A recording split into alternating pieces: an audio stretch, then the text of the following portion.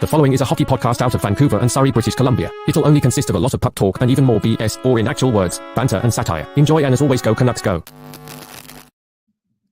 Trevor Beggs, I think everyone needs a friend like Teddy Blueger, and I sure would like to think that you're that guy, okay? You're a good guy. Anyways, let's talk more about Kiefer Sherwood.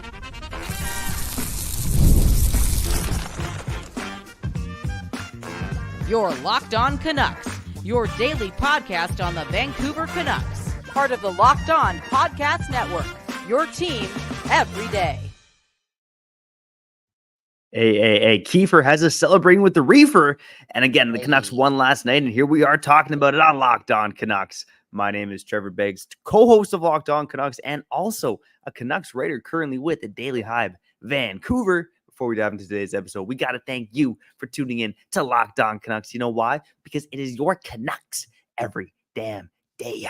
We're part of that Locked On Podcast Network. They're doing the most for sports fans across the world. And for our show, if you haven't done so already, what are you waiting for? Make sure you go subscribe and like this video on YouTube, and on the podcast side, go follow us and leave a 5-star review, because we're not here without you, but we're also not here without the sponsors. And today's episode is brought to you by Gametime. Go download that Gametime app, create an account, and use code LOCKEDONNHL for $20 off your first purchase.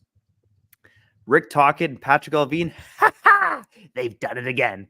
Do the Canucks have the best third line in hockey once again? Based on last night's game, and even before that, based on Teddy Blueger and Kiefer Sherwood getting the job done. The Canucks, man oh man, they might have pulled it off, having the best third line in hockey for 2 years in a row.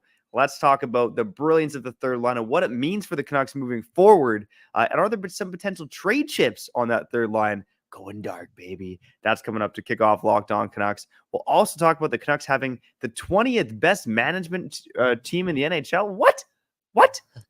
Again, more on that in about 10 to 15 minutes. We'll also try to get to your comments as well. But before we get to it, let me introduce my co-host. He's a big fan of Kiefer Sherwood. Kyle Bowen. How's it going, brother? Yo, there's definitely going to be a strain very soon called the Sherwood. Sativa dominant, okay? Straight up. Welcome to Locked On Canucks, man. Trevor Beggs, I got to start getting up earlier again, man. Straight up, I need you to hold me accountable. I need you to hit me like Kiefer Sherwood is hitting everything with facts. And the facts is that Kiefer Sherwood is a value add and is going to exceed this contract that he signed with the Vancouver Canucks. I wouldn't say tenfold, but maybe threefold. You know what I'm saying? Maybe 3.5-fold. Straight up. A guy's got a lot to prove. 2-year deal. Yo, an effective player. Quinn Hughes' favorite player. Now playing with Teddy Blueger, possibly a full-time thing. Maybe Dakota Joshua joins him too. They formed the new best third line in hockey. Sorry, Danton Heinen.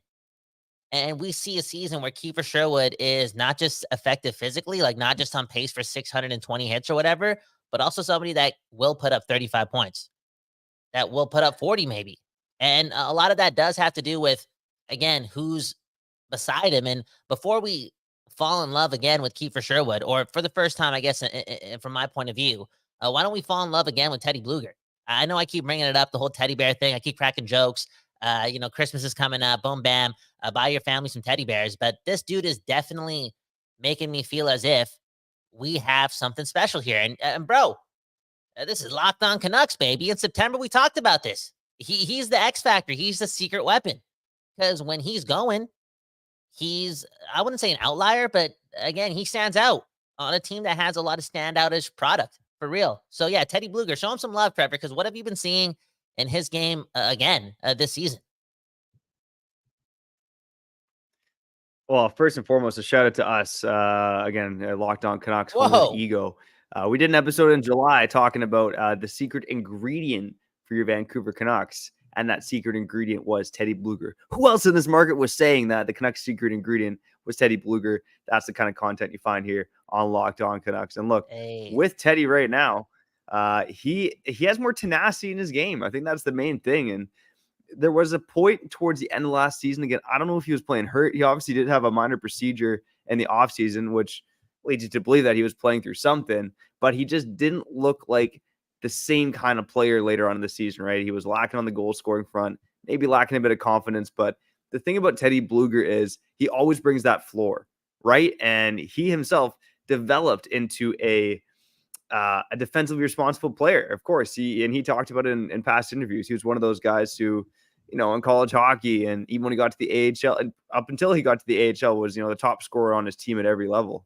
You get to the AHL, and obviously things are different, and that's where he had to learn to be a penalty killer, good in the face-off dot, and he's brought that kind of stuff into the NHL, and that's why he's able to have had a good NHL career so far. But this season, I think he's playing with more confidence. He's playing with tenacity again, getting involved more physically. Obviously, he fought another Latvian. Who the hell does that? So Teddy Blueger is really looking like the complete package right now. Definitely in Rick Tocchet's good books, because man, oh man, this guy is getting more ice than Elias Pettersson on some nights, man, and a lot of the Canucks for that matter, right? He has been centering, no matter who's on his wing, one of the best lines on the Canucks right now. Yeah, and again, he did that for like a 30-game stretch last season, and again, for what he gets paid, he could do it for 30 games one season, then do it again for 30 games the next season, and reach his contract expectation for real. Because this guy's not getting paid much. But I feel as if, again, there's a small chance that he learned the lesson last year, where he kind of trickled off towards the end. Maybe he was a little, I wouldn't say hurt, but looking for answers after Garland and Joshua kind of got stolen from him post Lindholm, right? Straight up. Who knows? All in all, again, I think there is a chance that full-time this season, right? This prime season for the Vancouver Canucks, Teddy Blueger, who is in great shape, a tone setter, a culture setter. Alvin talked about this last year. There's a chance that this guy is also playing to prove something. Signed a short-term deal. Again, quote-unquote, not getting paid a lot. I wonder if he feels as if, and he understands this completely, right? I'm playing some of the best hockey in my career. I did this again last year as well during a long stretch. Let's just do something. Let's change the narrative on my name, and let's make me look like I'm one of the best bottom six players in hockey. Because again, the Canucks played Philadelphia, Chicago. They played Calgary during the six. No offense to Calgary, but they haven't played the class of the league, quote unquote, yet. But he has just looked, as one person, Kurt Richardson, saying, like he's our second best player on some nights, right behind Connor Garland. And you know what, Trevor? Again, he's making those around him better again. And one of those guys is Kiefer Sherwood. I think, again, the transition from Nashville to Vancouver, and amidst a bit of a slump early on for the team, I think Kiefer Sherwood is benefiting from playing with Blueger. And look at what Sherwood is doing, man. Talk about that, man. Who is this guy? So right now, and right now I'm on the fantasy hockey stats. Kiefer Sherwood with 44 hits. Is he 10 hits ahead of the next guy in the NHL? According to what I'm seeing here, Kiefer Sherwood first in the NHL with 44 hits. The next closest guy is Jeremy Lauzon, former Nashville Predators teammate, with 34 hits. And man, oh man, remember we talked about the Alex Biega energy? It looks like Alex Biega had Red Bulls before every shift. Kiefer Sherwood's got that same kind of mentality about him, but he's got a bit more skill than Alex Biega as well. But yeah, Kiefer Sherwood is just kind of bringing it all right now. And it makes me think that, do the Canucks do this again? Last year with Garland, with Joshua, with Blueger, it was the best third line in hockey, and we compared some of the competition. Right now, and again, maybe we need to do a bit of a deeper dive on this to see what other third lines are going, but it's looking like one of the best third lines in hockey again. And they were, again, for my money, the best line for the Canucks last night. And you look at the stats at even strength, and JT Miller's line, again, JT Miller not 100%, but the Miller, DeBrusk, Besser line, a lot of people wanted to see that line in preseason. They were easily the Canucks' worst line last night, both in terms of the possession metrics and just the eye test as well. And you look at how the ice time was dished out. Really, it was the Pettersson, Garland, Höglander line that got first line minutes. Then it was the Blueger line that got the second line minutes. JT Miller's line was getting more like third line minutes at even strength last night. So yeah, again, Danton Heinen chips in with a couple goals. Like, he can play up and down your lineup, but I do wonder moving forward, like whether it's Heinen on the wing or someone else, if there is the recipe for, again, the best third line in the NHL with Blueger and Sherwood there. Dude, and that allows us to believe that there's a chance that this team, outside of, again, not improving their decor and taking a step back, they've taken a huge step in developing an elite bottom six, especially with Joshua coming back and the potential of Höglander, Joshua, and DeBrusk I'm not even going to include Garland in this mix anymore, straight up, to all be a part of the bottom six. Like at one point, that's a revolving door, and it just adds on to what you need in the playoffs, right? You need to be harder to play against. And the floor for the Vancouver Canucks last year in the playoffs, it came out. It really did. A lot of no-shows. Straight up. A lot of zeros. Non-factors. And I don't know if that's going to be the case this time around in April if the Canucks are fortunate enough to do so. And again, Sherwood gives Quinn Hughes the greatest opinion, right, of himself. Based on what violence. This dude hurt Quinn Hughes, and Quinn Hughes is like, yo, I love this guy. You know how powerful you have to be? And all these guys, Heinen, Blueger, and Sherwood all have 4 points. You know how powerful that is for a team that's not having Pettersson be at his best right now? You know what I'm saying? Like, they have all more points than Elias Pettersson. Or like, Miller at his best. And we need wins early on. And you look at the Canucks over the first 6 games. They have points in 5 of those games. They have 3 straight wins here. And again, they haven't completely played the crop of the NHL collectively, right? Like, it's been a mix of both. We still have a large way to go before we get a good read on this team, but it's a beautiful sight to know that their bottom 6, especially that third line or whatever Blueger is doing or playing with, has been able to really, really help this team pick up points outside of Lankinen, outside of Garland, outside of Quinn Hughes, outside of JT Miller on the power play. Like, they're looking good. And it's allowing me to also be reminded of the identity of this team. Again, we want to play more offense. We want to score more goals, but man, oh man, those guys all play the game like Rick Tocchet. They're just so hard to play against. It's that identity, and it's a blessing, straight up, for us on the west coast of Canada. Man, oh man, this team is embracing the hard, and everyone is rock hard under head coach Rick Tocchet, baby. There you go, bud. With Kiefer Sherwood, I know we have in the title the NHL's best fantasy players, the Canucks third liner. So let's look at the stats quickly before we hop to the other side. So I'm using Yahoo right now for my league. And right now, Kiefer Sherwood, not the best in the NHL, but still ranking 63rd among NHLers after preseason being the 359th ranked player on Yahoo. He's up to 63rd right now. Again, leading the league in hits. He is, in fact, though, the best fantasy player in the Vancouver Canucks right now, at least in terms of forwards and defensemen. Lankinen's definitely up there.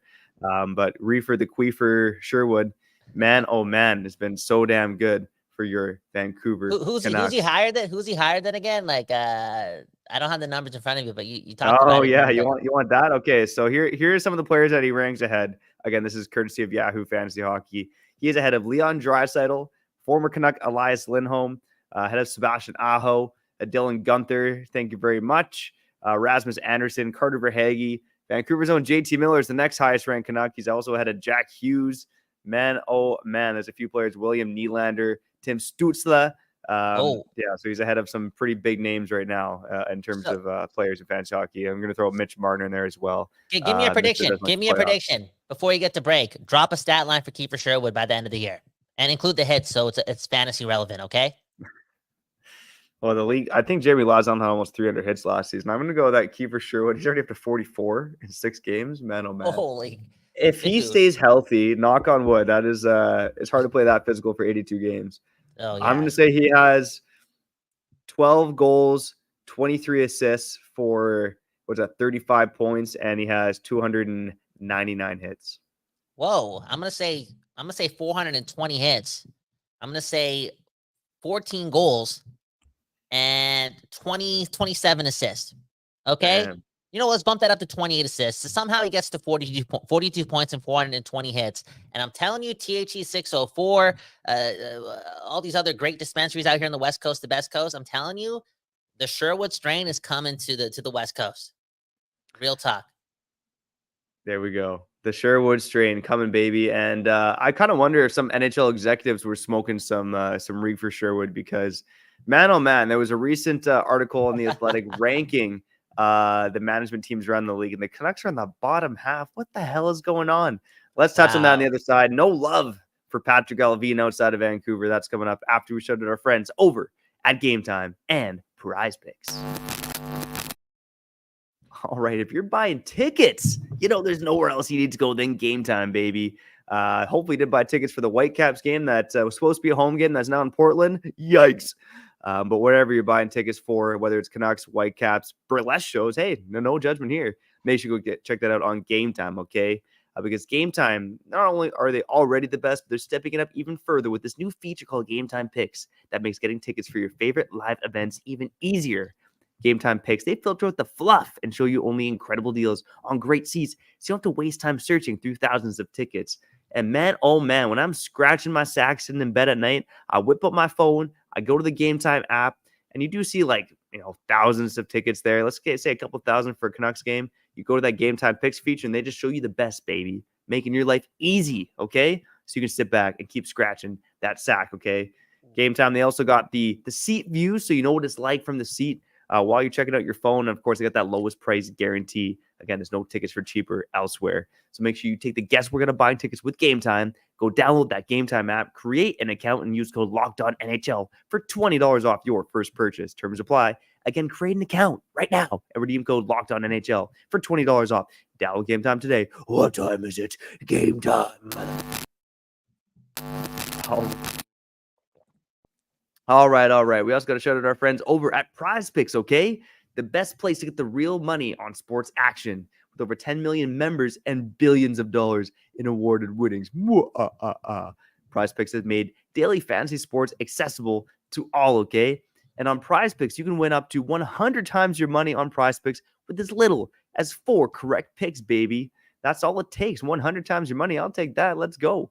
Sign up today and get $50 instantly when you play $5. You don't even need to win to receive the $50 bonus. It's guaranteed. And man, oh man, of course they got the NHL stuff, but they got the NFL too, okay? I think Justin Jefferson with Sam Darnold at quarterback, you get more than 83.5 yards next week. Again, cook up those hot takes with your friends and win real money this football season when you and your crew run your game on PrizePicks, okay? So again, make sure you go download the app today and use code LOCKEDONNHL to get $50 instantly after you play your first $5 lineup. PrizePicks, it's time to run your game. One love to PrizePicks, man. One love to Gametime. Let's get back to the show.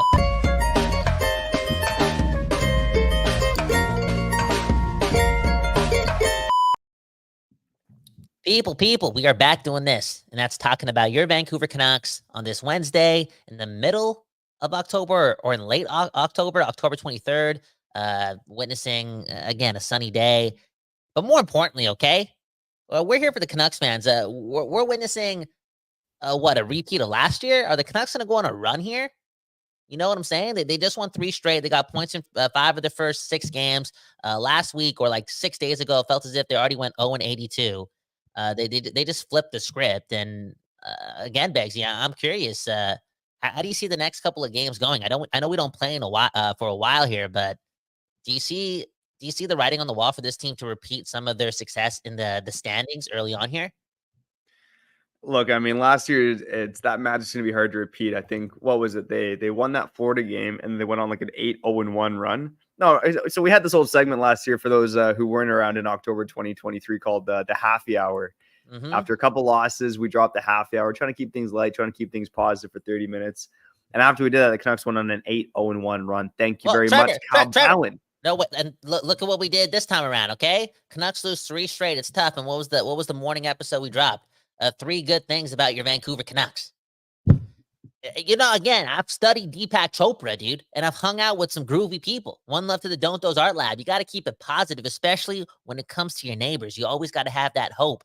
And I hope that Alvin and Rutherford, they read this article that you read, or this stat that you read, or this chart that you read recently about the best executives in the NHL today, because based on what you showed me, it seems as if the rest of the league still thinks Jim Benning is our GM or something. Like, what's going on here?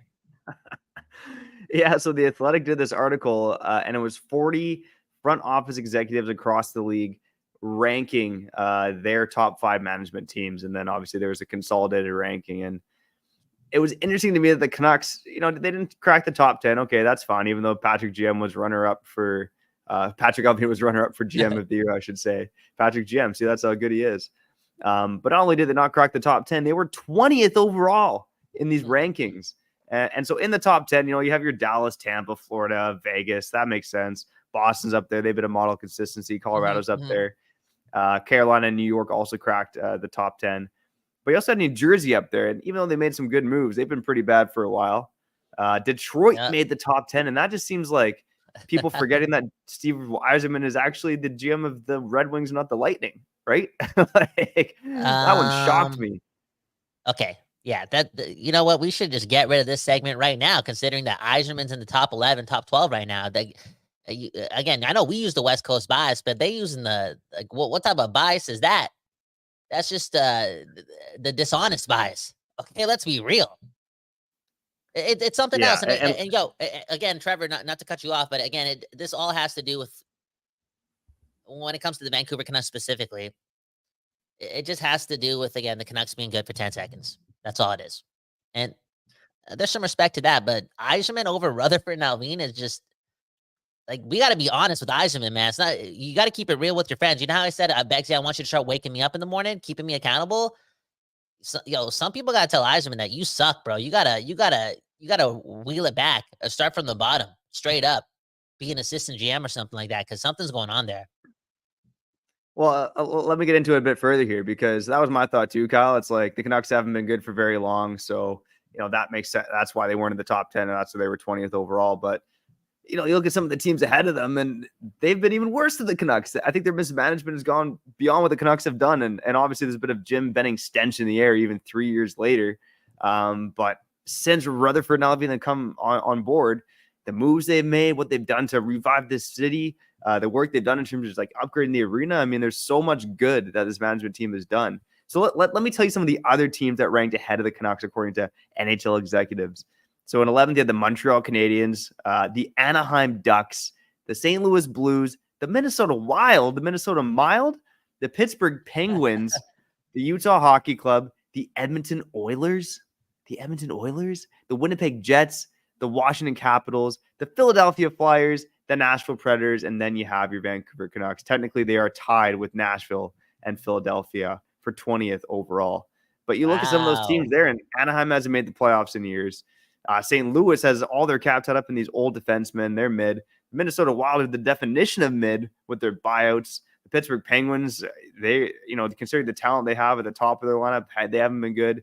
Utah's been, obviously they just got to Utah. Edmonton, they have failed so badly, in my opinion, to build around McDavid and Draisaitl properly. Whoa, you can't. Okay, you got to slow down. I know they got close. They look at the goaltending situation. Look at the lack of depth. They beat us, though, man. They beat us, man. You got to watch, man. Last year we got humbled, man.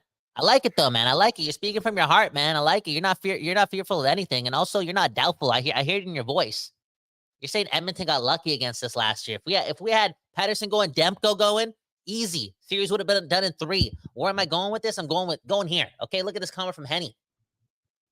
And he's saying, hey, guys, long-time listener. Just wondering how many cups the Canucks have won during their tenure in the league. And I know it's 0, but you got to look at the facts. How many cups has Tocchet won as a member of this league?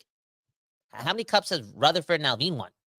Oh, again, I'm reading that book, right? I'm reading that book. This matters. Quinn Hughes reading books. I'm reading books too. Kevin Lankinen, your number 1 goalie, reading books. Okay, come on. Anyways, the franchise, the business of building winning teams. I've told you about that chapter about Jim Rutherford, okay? Look at the facts. A lot of people look up to Jim Rutherford. B, this guy's 2 for 2. 2 for 2 in getting a championship. Did it with Hartford and Carolina, boom. Did it with Carolina, boom. Oh, no, sorry. Did it with Pittsburgh, boom, right? Straight up. Did it with big egos in the room. Did it with a lot of expectations, but he inevitably got the job done. Jim Rutherford has not managed or looked over a hockey team in the NHL and not come out of it with a Stanley Cup. That's what we're talking about here, right? The executive rankings, not the team rankings here. Dude, I'm telling you, the Canucks this time around, and I keep saying it, and what are the chances that it's sunny in late October after we beat the Chicago Blackhawks, okay? All signs are pointing towards it being so different this time around, because it is different. Look, Vancouver's never gotten the job done. We don't know how to get the job done, but these people running the show, minus Aquilini, because he's not in the way anymore. Rutherford's in the book, I'm only becoming a member of the Vancouver Canuck if Aquilini doesn't open the door. I'm paraphrasing, but that's what I'm hearing. He's out of the picture. And Rutherford is looking over after this, Tocchet, Alvin, and company. There's something different here. And if we're talking about executives, after reading 99% of this book, I think the Canucks have top 5 easy. Not the team when it comes to the success. I'm talking about their management group. Like there's something special going on here, and yeah, they got this wrong, man. They got this wrong. What a ranking. Blows my mind, but but it's all right. The rest of the league, the rest of the executives can keep down to the Vancouver Canucks because again, that Stanley Cup is coming. All right, Henny. All right, Kurt. All right, Kyle. Let's go, baby. Let's wrap up the show on the other side. Maybe get to some of your comments, and maybe I'll even shout out a former Canuck of the Week, a Cam Neely former Canuck of the Week. That's coming up on the other side after we shout out our friends over at FanDuel. You know the deal, baby. October is a wonderful time of year because you got NFL, you got NHL, and you got the World Series, baby. Whatever you're betting on, make sure you bet on the sport of your choice and get a big return on FanDuel, America's #1 sports book. So when you get a hunch in the middle of the game, you can check out the latest stats, view live play-by-play, and so much more on the same page where you place your bets. You'll get started with $200 in bonus bets guaranteed when you place your first $5 bet. Now, Kyle, I shouldn't say this on air, but I did have my daughter make my football picks again this week. Oh, wow. And You're going to gel. You're going to gel. You're going to gel. True enough. And this time what I did is I showed her the logo and told her the team name. And she picked the Jaguars over the Packers. Wow. Well, okay. Again, the Makes Packers sense. are the youngest team in NFL. It seems like that, right? They're 5-2. The Jaguars are 2-5, but you never know. It's the NFL, okay? Straight up. But if they do win, yo, I'm telling you, your daughter got a fortune teller, okay? Straight up. You're lucky. Yeah. She also picked against my Seahawks, even though she knows how to chant Seahawks. She picked the Bills. So, yeah, we'll see how my daughter does this week. We'll see how your Packers do this week. What the hell is a Packer anyways, man? Who knows? Anyways, if you're betting on sports, make sure you go check out FanDuel.com. Hey.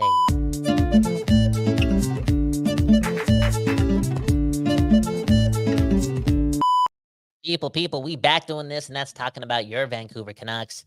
Man, oh man. Again, just blessed. 3-game winning streak. I feel like myself again. I feel 18 pounds lighter. Trevor, I told you, right? Gained 25 pounds in the last 3 years. All because I had a girlfriend, or have a girlfriend. And it's the price of love. Straight up. My heart got heavier. Do the math. Where am I going with this? The math. Again, the Vancouver Canucks. Same amount of points as they had last year at this point. Still on pace for 109 points. Yeah, again, just nerding out about this team, thinking about this team a lot. And now I got to ask this question, okay? Because you're about to maybe potentially bring up a former Canuck of the week, and I'm like, dude, no way. You're not bringing up somebody that's not wearing the blue and green right now. If before you're talking about a guy you should be talking about, and that's Erik Brannstrom. Like, what is going on there? Again, it's only been 3 games, but ironically, there's been a sizable difference. Not perfect. Myers and Susie still struggling, all that jazz, but I feel as if we needed Erik Brannstrom on this 3-game winning streak. Yeah, I mean, he's been a part of a winning hockey team, right? There's no arguing against that. And look, I think Vinny D kind of talked about it after the Flyers game, I believe, how he felt that the chemistry got better when they started talking on the ice more. And we've seen the clips in the interviews that Vinny D, if there's one thing he doesn't have problems with, is talking.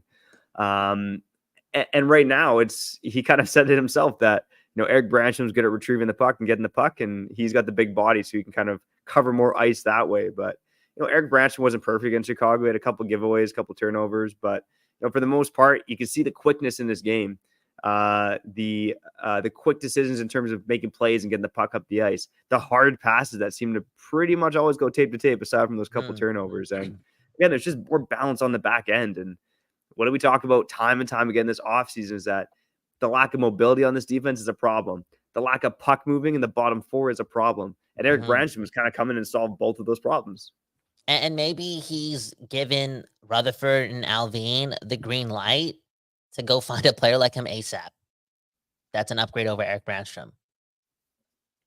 And that's one of the biggest slights against the guy who, again, is a big part of us winning 3 games. I just got to, see more of it to be convinced. Maybe we have to get Brandon on from Locked On Sense to show more appreciation for Brannstrom, because there seems to be a little bit of luck here, and it's opponent based too, for sure. But man, oh man, to bring Rutherford and Alvin up again, like, these guys are trigger friendly.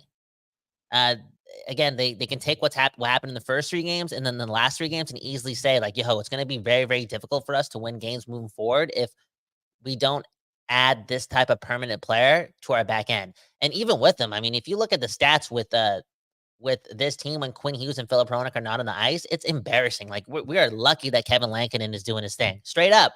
All in all, though, now I have to ask this question. I've been thinking about this a lot, and this kind of has something to do with Kurt Richardson's comment, right? He's like, oh, in the last 2 years, what other management group turns us into a contender? Okay, for real.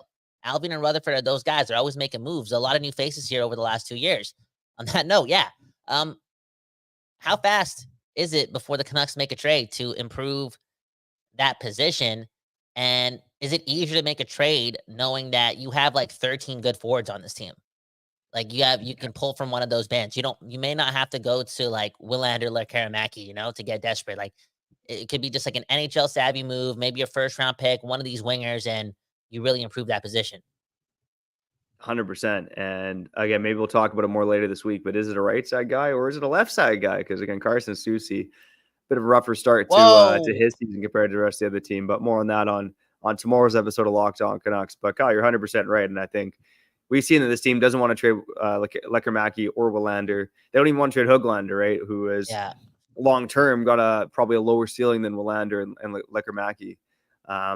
But yeah, you look at the depth at forward right now, and Sherwood and Heinen, throw Garland in that conversation as well. Jake DeBrusk. I mean, I don't think a guy like Jake DeBrusk is going anywhere, but again, there's depth on the wings now. Like maybe even Daniel Sprong, if he comes back in the lineup and gets the trust of the coaching staff right now. It is kind of a Baines versus Sprong battle, but there are options for the Canucks in their forward group. There are options for the Canucks at wings. Pius Suter's a guy we haven't even mentioned yet. He's got a great contract and he's a top penalty killer for the Canucks. He's the first guy out in a 5-on-3 last night. So I feel like he's untouchable. Yeah, there's lots of options for the Canucks to improve. Sorry to cut you off. I just feel like understanding how hard it is to improve that position and like it being such a luxury item, unless you're super savvy and find a way to get a guy like that for a 3rd round pick, right? Or 4th round pick. Like I just feel as if Pius Suter is ironically again just untouchable. Like he's such a tool down there. Like you never know when injuries happen and he can kind of just plug up holes, and he's just a savvy dude, man. Like again, not the most noticeable players on every night, but he's never bad. Kind of similar to like Danton Heinen. Like there's the floor to those guys are like, you know what? We're winning board battles. We're not making mistakes. We're keeping the puck in every now and then. Yeah. All in all, like just curious to see where the rest of October and I would say the middle of November go for real when it comes to how this team could look different, because yeah, I think a trade's coming. I think a trade is coming ASAP, bro, for real. They're working the lines. And again, reading this, talking about this book, I feel as if with Rutherford, I know they kind of hit it with cliches last year in Zadorov and Lindholm. Those guys were available. I just wouldn't be surprised if the trade was again involving a player that we didn't even know that was on the market. That's something. That is something. I'm surprised to hear you say that you think a move's coming ASAP. And maybe one of the last things I'll touch on before we get out of here is the schedule. Because you mentioned can the Canucks go on another run? Look, maybe I'm looking ahead too far, but they got a homestand coming up here of 3 games against Pittsburgh, who is projected to be a middle of the road team, if not worse. And then you got the Hurricanes and Devils, who are 2 very good teams in the Metro Division. Then you head on the road and you have the Sharks, you have the Ducks, you have the Kings, who have not had a great start to the season. And the matchup I'm looking forward to the most is Hockey Night in Canada, Saturday, November 9th, against the Edmonton Oilers at Rogers Arena. Let's see where the Canucks are there, but I do think that they can go into that game running a bit hot here. I want to get drunk for that game. Yeah, let's do it, buddy. You and me. Like 4 shotguns before the game starts. Yeah, you and me. Let's go. A bunch of food and water throughout the game, okay?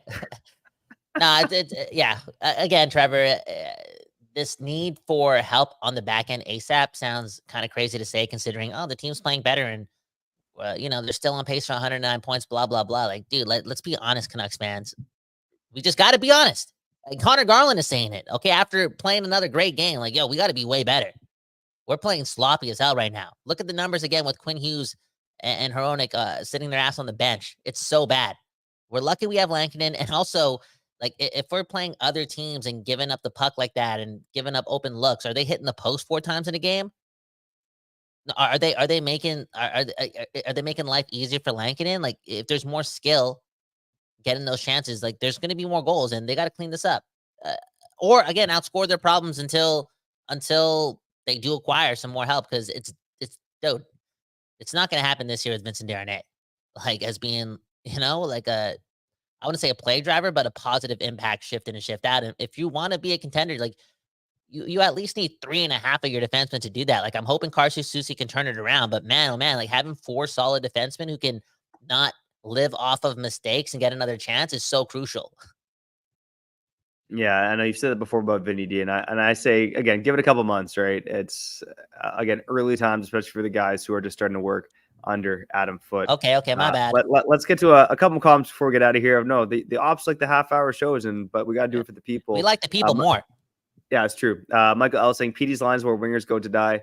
By the way, Pettersson's line, I think, was one of the best lines last night. Garland and Höglander and Pettersson, they're looking good. Mother Knucker saying, would you rather trade for a young top 4 defenseman or a bona fide winger to play with PD and complement him perfectly? No, we ain't doing that for Pettersson. That's a team game, bro. So relax, buddy. He's figuring it out. And bro, what do you like? He literally could have had around 8 points in the last 2 games. And the same would go for Höglander and Garland. Like, they've been doing it, bro. They've been doing it. They're getting looks, man. It is what it is. But no way this team is going out of their way to help Pettersson out more. That ship has sailed for real. Yeah, and I think they already went all in with Jake DeBrusk as the big Pettersson addition. But hey, maybe it's Garland and Höglander because, again, they're looking pretty solid with PD so far. Matt Folge in the comments saying that they're awesome together. And he's 100% right. Yeah. Let's go to James Moore quickly. Canucks leading scorer over the last 25 regular season games is Connor Garland with 11 goals. Yeah, he's been running hot. I think he's pretty much a point a game over the last 25 games. 11 goals in his last 25? Sorry to cut you off. Damn. Yeah, and James Moore saying he's ahead of Brock Besser, JT Miller, and Elias Pettersson, and everyone else. Jim Benning's only legacy. Might add Brock Besser, JT Miller, and Elias Pettersson. Also Jim Benning additions. Thank you very much. Jim Benning. They're building the statue when Vancouver wins the cup here in 2025, maybe 2026. Connor Garland, man, just making me again feel more important in this thing called life, considering he's proven that size doesn't matter. And living in a society, I've been scared of that. That size does matter. Every day I wake up and I'm like, damn, like it's harder for me out here, ironically. But recently I met my girl a couple years ago, and she obviously knows that it shouldn't matter, and she's used to it, and it's been able to allow me to move forward in life. And now Garland and Höglander are doing that too. It's like size doesn't matter. That was another episode of Locked On Canucks. My name is Kyle Bowen. That right there is Trevor Beggs. Hit the links in the bio. Have some fun. Go on a journey. We're Canucks all the time, straight up. Just addicted to Vancouver. Do some reading yourself. Hit the links in the bio. Join the Discord. And go Canucks go. One love again to the Don't Doze Art Lab for giving us a space to help you out with that West Coast bias and your absorption of it day in and day out, because this is the place, man. I feel as if more than a lot of places out there that continually just look out for their neighbors, because that really matters, man, in this thing called life. Beggsy, sign us out. All right. And I see the trolls in the comments, so I'm giving the last comment to Henny. Hey, guys, I will just wonder if the Canucks will make it far in the playoffs again, or will they be embarrassed by the Oilers again? Yeah, I don't know if losing into Game 7 is embarrassing, although it hurts. But I've said it before, and I'm going to say my prediction one more time. Okay? We lost at home. It hurt me. I'm not over it. All right, anyways, my prediction, and I've said this before, I'm going to say it again. The Canucks and the Oilers will face off again. Oilers with the home ice advantage, but it'll be the Canucks that win Game 7 at Rogers Place in Edmonton. This is the home of the West Coast bias, baby. Locked On Canucks, your Canucks every day. Shout out to the everydayers, occasional listeners, first-time listeners, new subscribers, and those of you who join us on the live show on YouTube. It doesn't matter when you're listening, where you're listening. We just appreciate the hell out of you for tuning in to Locked On Canucks. Coming up later this week and potentially tomorrow, did the Canucks make a mistake by buying out Oliver Ekman-Larsson? What? And what's going on with Carson Soucy? How do you fix that guy?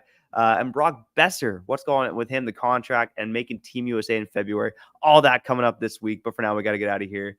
I'm Trevor Beggs. That guy's Kyle Bowen. And you've been listening to Locked On Canucks.